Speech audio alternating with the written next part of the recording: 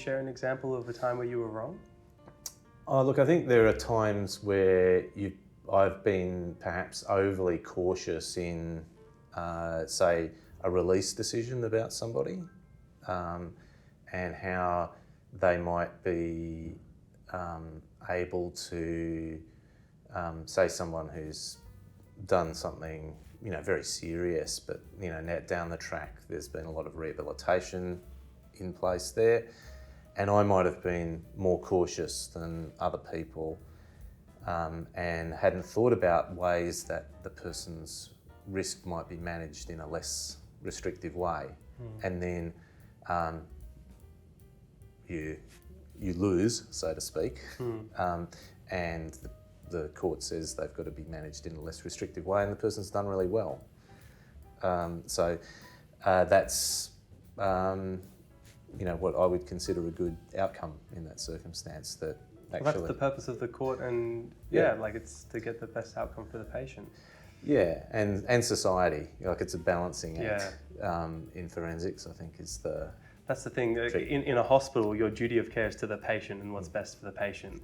In a forensic hospital setting, it becomes more complicated because you have multiple kind of, not stakeholders, but people that you are defending. You have to do what's best for the patient, what's best for society, what's best for the staff.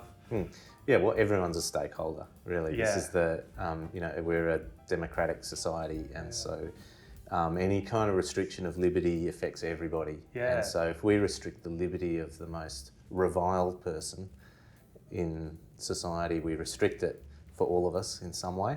And so we have to be really judicious when we do that. It's an incredible responsibility to essentially be responsible for essentially taking away a human right of a person, like the right to liberty, but because it's your duty of care to the person and what's best for them and society. It becomes very ethical. Yes, yeah. I guess that's another reason that I enjoy being in this area, because it's not like practicing ethics from reading a textbook or thinking about some sort of corner case scenario that you get in medical school ethics, that they,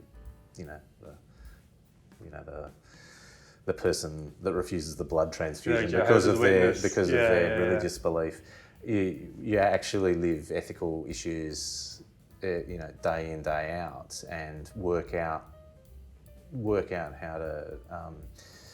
to make them fit into imperfect human society. But it's it's not just us. I guess. Sure, that's true. That's like it's a big multidisciplinary. We haven't been, and society hasn't ceded to psychiatry to run things. We have a lot of checks and balances.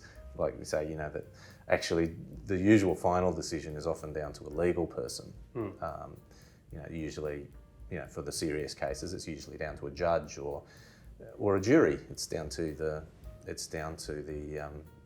representation of the people. Yeah. So, but we do have to then enact what's been done. So we have that. We have a sort of different role in society, perhaps, to most other doctors, but it's more just an extension of what other doctors have a role in society. Yeah. We have, that's why we get called doctor instead of Mr. or Mrs. or Miss. We have a particular kind of role, and any doctor can schedule someone and deprive them of their liberty. It's right. That's true. Yeah. Hey team, thank you so much for checking out that highlight clip from the Doctors Getting Coffee podcast that I run.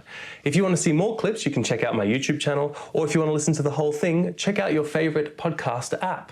If you want to support the podcast, consider buying us the next coffee at buymeacoffee.com/Dr. Sil. You can also join us as a YouTube member or a Patreon and get access to the full video podcast episode.